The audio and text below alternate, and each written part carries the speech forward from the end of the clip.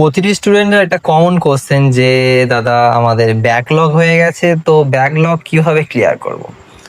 এটা একটা জেনুইন ব্যাপার প্রতিটি স্টুডেন্টের কাছে, কারণ ব্যাকলগ আমাদের সবাইয়ের হয়, এমনকি আমারও হয়েছে।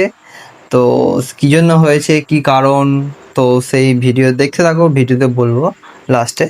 তো ব্যাকলগ ক্লিয়ার করার যে এমন কোনো জাদু জানি সেরকম বলবো না, কারণ ব্যাকলগ ক্লিয়ার করার সেরকম কোনো জাদু হয় না।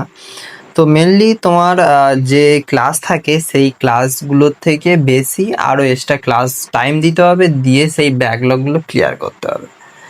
অ্যান্ড যদি তোমার অনেক ব্যাকলগ হয়ে যায়, তো একটু একটা টিপস বলবো, সেটা হচ্ছে কি যে কন্টিনিউ ক্লাস করতে থাকো। আমাদের রবি শনিবার দিন হচ্ছে কি লেকচার অফ থাকে, তো সেই দিনও কাজ করতে থাকো।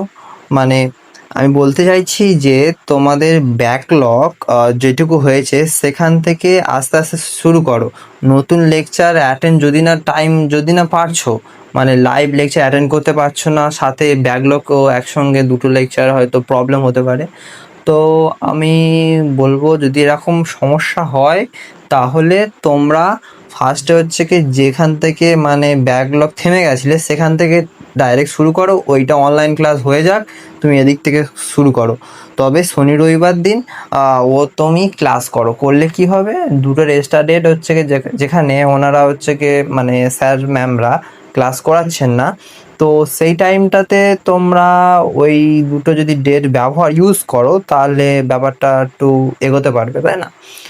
তো এই তো গেল ব্যাকলগের ব্যাপার। তো আমারও ব্যাকলগ আছে। তো কি জন্য ব্যাকলগ হয়েছে সেই হয়তো জানতে চাইবে। তো প্রথমে বলি যে তোমরা হয়তো জানো যে সন্ন্যাসী হয়, যে শিবরাত্রি শিব পুজো হয়, শিব পুজো যে সন্ন্যাসী হয় তোমরা হয়তো জানো কেউ কেউ। তো সেই সময় আমি সন্ন্যাসী হয়েছিলাম। তো এবার সারাদিন হচ্ছে গিয়ে না খেয়ে পুজো অর্চনা করতে হয়, তো জানো জেনুইন ব্যাপার। অ্যান্ড তারপরে এসে পড়া একটু যেন কষ্টকর হয়ে যায়। তো এমন না যে আমি পড়িনি, পড়েছি, যতটা পেরেছি পড়েছি, বাট হয়তো একটা লেকচারের কিছু অংশ বাকি থেকে গেছে, দেন হয় বা কোনো সময় একটা লেকচার অ্যাটেন্ড করতে পারিনি, তো এরকম করে কিছু ব্যাকলগ ক্রিয়েট হয়ে গেছিলো। তো সেখান থেকে আমি আস্তে আস্তে ব্যাকলগ ক্লিয়ার করে করে আসছিলাম। দেন সাডেনলি কিছুদিন আগে না, অনেকদিন আগে ব্যাপারটা বলছি। তো আমার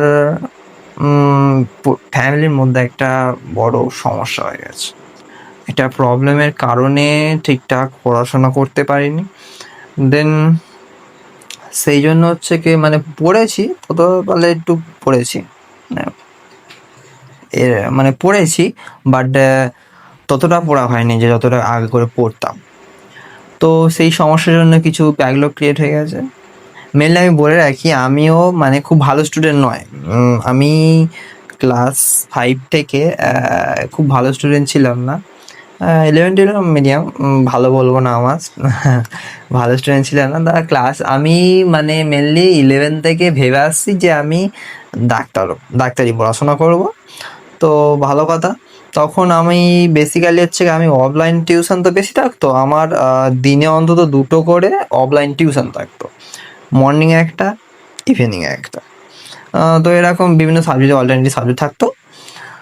তো আমার মানে পড়াগুলো মানে যেখানে পড়তে যেতাম সেই আমাদের বাড়ি থেকে সেই জায়গাটার ডিস্টেন্সটা একটু অনেকটা বললে চলে। তো আমরা সাইকেলে করে যেতাম, অনেক বন্ধুরা আমরা সব সাইকেলে করে যেতাম।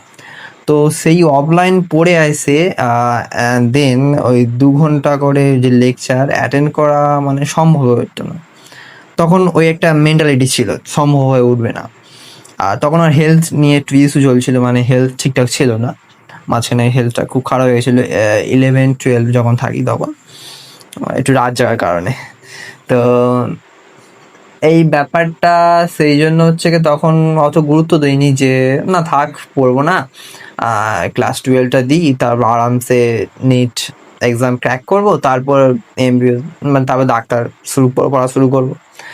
তো এই ব্যাপারটা নিয়ে ভেবেছিলাম। তারপরে একদিন ব্যবহবদা বলে তোমরা চেনো, নিট টপার, 2000 কত সালে আই থিঙ্ক পাস আউট হয়েছে, নিট ক্র্যাক করেছে।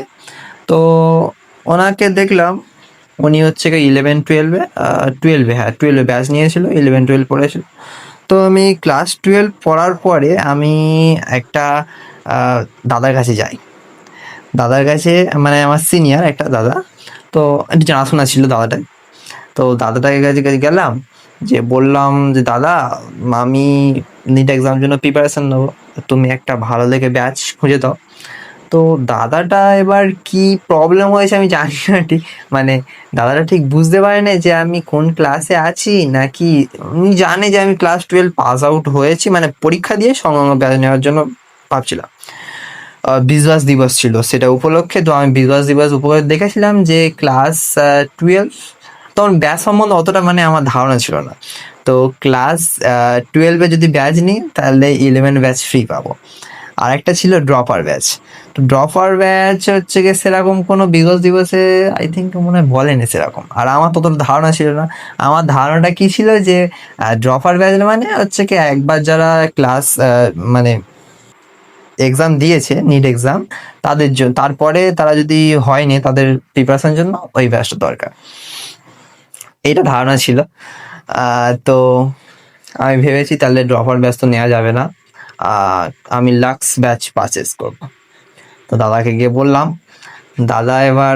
দাদাও এটা বলেনি যে এরকম এটা নেই তাহলে এটা ভালো হবে।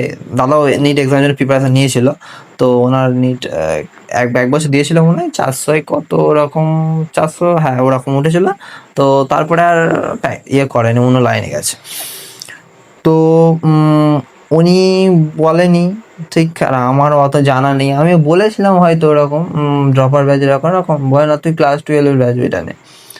তো তারপরে বেশ আমি পড়ছি, আমি জানি যে ড্রপার ব্যাচ ওইটা ওরকম ব্যাপারটা।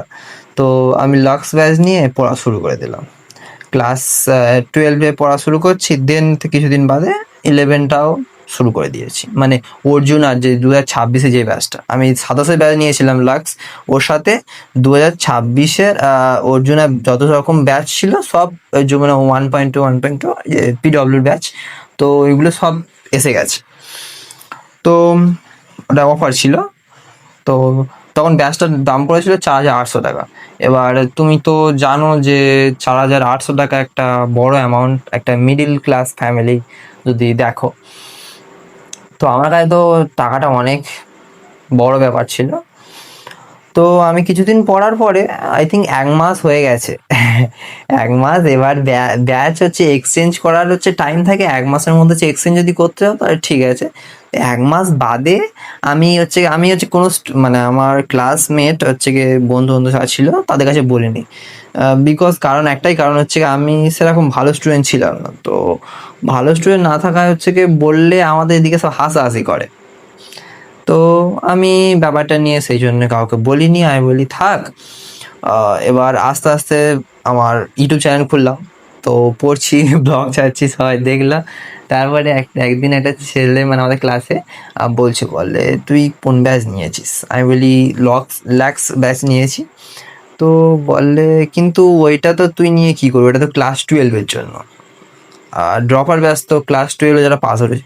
আমি বলি না রে, মনে হয় ড্রপার ব্যাচ হচ্ছে কি যারা হচ্ছে নিট এক্সাম ক্র্যাক করেছে তারা হচ্ছে কি ওই ব্যাচটা মানে ক্র্যাক করতে পারেনি, আবার দেবে তাদের জন্য, মানে খুব ভালো হয়তো পড়াবে না ওখানে, মিডিয়াম মানে জানে যেহেতু তারা আরেকবার ড্রপার দিচ্ছে তো পড়িয়ে দেবে, এটা ধারণা ছিল আমার। আর ও 1 বছর হচ্ছে নিট এক্সামের প্রিপারেশন নিয়েছিল, তো আমি ওকে জানাইনি। তো প্রিপারেশন নিয়েছিল, এক্সাম দেয়নি। তো ব্যাপারটা বুঝতে পেরেছে আর বলে না রে ভাই এরকম এরকম ব্যাপার, তুই ভুল ব্যাচ নিয়েছিস। আমার তো মাথায় হাত, আমি বলি এবার কি হবে, তাহলে ওইটা তাহলে নিলে ভালো হতো। এবার ওইটা হচ্ছে ডেলি 3টে করে লেকচার করলে কমপ্লিট। অ্যান্ড দেখলাম তারা নিয়েছে যাদের বেসিক থেকে তুলছে, একদম ভালো পড়াচ্ছে। আমি ভাবলাম এই গেছে, আমি ফেঁসে গেলাম। তো আহ, এবার লাক্স আর অর্জুনা বলে এটা ক্লাস 11 আর 12-এ, নিটের জন্য সেরকম নয়। আমাকে একটা ছেলে বললো, আমি বলি কিন্তু নিটের জন্য তো প্রিপারেশন করাচ্ছে বেশ ভালো, ঠিকঠাক আছে। বলে হ্যাঁ ওইগুলো একটু বেশি পড়ায়, বলে ওই ব্যাচগুলো একটু বেশি পড়ায়, নিটের জন্য যেটুকু সাফিসিয়েন্স তার চেয়েও বেশি। তো আমি বলি, ঠিক আছে পড়ি, আর কি করা যাবে, কিনে ফেলেছি। এবার আমার কাছে অত টাকা নেই যে আবার একটা ব্যাচ পারচেস করব। মিডিল ক্লাস ফ্যামিলি থেকে বিলং করলে এরকম ব্যাপারটা হয়, আপনারা জানেন। তো ঠিক আছে, পড়া যাক।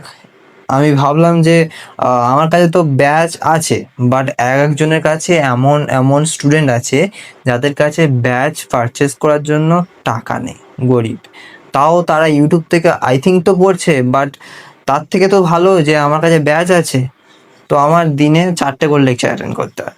ক্লাস 11-এর মর্নিংয়ে 2টো করে, দেন ইভিনিংয়ে 2টো করে। তো এই ব্যাপারটা নিয়ে আমি তো আমার বন্ধুরা আরও সব যারা নিট এক্সামের প্রিপারেশন নেবে তারা আস্তে আস্তে নিল ব্যাচগুলো। তো তারা হচ্ছে কি ক্লাস ওই লাক্স না সরি একিন ব্যাচ নিয়েছে, ড্রপার ব্যাচ। তারা পড়াশোনা করছে, ভালো। আমি বলি পড়। এবার একটা পিডব্লিউ একটা জানেন, পিডব্লিউ হচ্ছে ক্রোম থেকেও হচ্ছে কেউ পড়া যায়। যদি যা একজন ব্যাচ কিনলো তার থেকে যদি একটা কি পিন কোড নিয়ে তা অন্যজনও পড়তে পারে। একজন ব্যাচ টাকা দিয়ে কিনবে, দুজন পড়তে পারবে। তো এটা হয়, কিন্তু একটা প্রবলেম হচ্ছে কি যে যদি পাসওয়ার্ড মানে লগ ইন হয় না, মানে আনলক হয়ে যায়, তখন আবার লগ ইন করতে হয়, বারবার তার কাছে পাসওয়ার্ড চাইবে। এবার ফ্রেন্ড আছে, কিন্তু যদি মাঝখানে পড়তে পড়তে সে বিরক্ত হয়ে যদি না পাসওয়ার্ড দেয়, তেমন ফ্রেন্ড নেই যে এতটা ভালো। তো সেই বিষয়টা দিকে ভাবনা চিন্তা করে আমি বলি থাক, লোকের কাছে 100বার ব্যাচ কেনার। আর তার আগে আমার একটা পাগলামি করে ফেলেছি, লাক্সের মডিউলটা নিয়ে ফেলেছি আমি। তো তার আগে মানে এইসব ঘটনার আগে আমি লাক্সের মডিউলটা নিয়ে ফেলেছি। আমি মডিউল নিয়ে ফেলেছি, বইগুলো বেকার চলে যাবে, ফেরত দিতে পারছি না। এবার রিটার্নের ডেটও পেরিয়ে গেছে। তো ভাবলাম থাক, লাক্সের মডিউল থেকে ক্লাস 12-এর পড়বো। আর স্যার ম্যামরা বলছে যে আমরা যা দিচ্ছি তাকে সাফিসিয়েন্ট।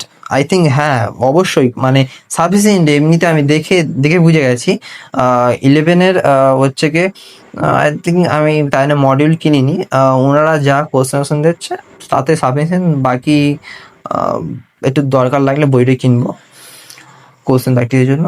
তো এখন তো আবার নতুন করে দিয়েছে, মানে অনলাইন থেকে বই অনেক কম দামে পেয়ে যাচ্ছে, সেদিকে আমি করিনি। আর তার আগে আমি এনসিআরটিও ফ্রিতে, তো আমি এনসিআরটি কিনে ফেলেছি। আর এনসিআরটি নিয়ে একটা ঘটনা হয়েছে আমি বলছি। তো আমি প্রথম জানি না, তো অফলাইন থেকে আমি বই কিনতে গেছি। তো আমি অফলাইনে বললাম যে আমার এরকম এনসিআরটি বই লাগবে, তো দিতে হবে। বলে না, হবে না, অর্ডার দিতে হবে তবে আসবে। ঠিক আছে, অর্ডার নিই। তো তারা নিল অর্ডার। এবার ওনারা দেখি না বইটা নিয়ে আসলো 2024-এর। তো তখন নতুন জানিনি 2024-এ। আমি তো বই দোকানে গিয়ে বই উল্টে দেখছি সব ঠিকঠাক আছে নাকি। সালটা দেখলাম 2024-এর। ক্লাস 12 আর 11-এর নিয়েছি, ফিজিক্স নিইনি। 11-12 ফিজিক্স নিইনি, বাদ বাকি কেমিস্ট্রি সব নিয়েছি, বায়োলজি নিয়েছি। তো আমি এটা 2024-এর। তো এরা বললো, তারা বললো যে না, ওই 2024-এর পরে আর এনসিআরটি বই পাবলিশ হয়নি, তো তাই ওই লাস্ট ভার্সান ওই 2024-এর ছিল। আমি ঠিক আছে, এবার জানি না, অতটা আইডিয়া নেই, নতুন একা সব করছি। আই থিঙ্ক কেমন সাপোর্ট করার মতো সেরকম ছিল না আমাদের ফ্যামিলিতে, সেরকম নিট এক্সামের প্রিপারেশন কেউ নেয়নি টাইনি। তো সেই জন্য একা করছি। আর একটাই কারণ, বন্ধুদের কাউকে বলিনি, বেকার মজা করবে আমার নিয়ে, সেই ভেবে বলিনি। দেন তারপরে আমি বই কিনে নিয়েছি। তারপরে ক্লাস হচ্ছে, কটা সপ্তাহ, এক সপ্তাহ কাজা যে কটা ক্লাস, 3-4টে ক্লাস হওয়ার পরে তারপরে বলছে যে এনসিআরটি নতুন ভার্সানও বই পাওয়া যায়। তারপর আমি বলি এই খেয়েছে, আমি তো 2024-এর বই নিয়ে ফেলেছি। তো তারপরে এনসিআরটি লাইন পড়াচ্ছে, তো আই থিঙ্ক সব প্রায় আছে, এমন না বলবো না যে আছে, আছে, সব আছে। এবার একটু হয়তো ওলটপাল থাকতে পারে, তো ঠিকই আছে। তো 2024-এর বই নিয়ে পড়া শুরু করলাম।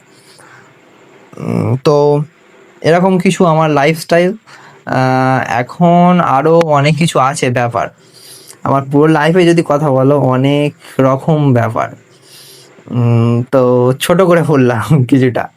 তো আরও অন্যদিন যদি সময় থাকে অবশ্যই আমার লাইফের ব্যাপারে, গোটা ব্যাপারে বলবো। আই থিঙ্ক এই ভিডিওটা করার পরে আমি যখন নিট এক্সাম ক্র্যাক করব তখন তো তোমাদের বলবো যে আমার পুরো লাইফটার ব্যাপারটা। তোমার লাইফের অনেক স্ট্রাগল আছে, তো সেইগুলো আমি বলবো নিট এক্সাম ক্র্যাক করি, তারপরে তোমাদেরকে আমি সব বলবো। তো এটুকুই ছিল আজকের ভিডিও। ভালো লাগলে লাইক, কমেন্ট, সাবস্ক্রাইব করতে ভুলবেন না। দেখা হচ্ছে নেক্সট ভিডিওতে। ততক্ষণের জন্য বাই।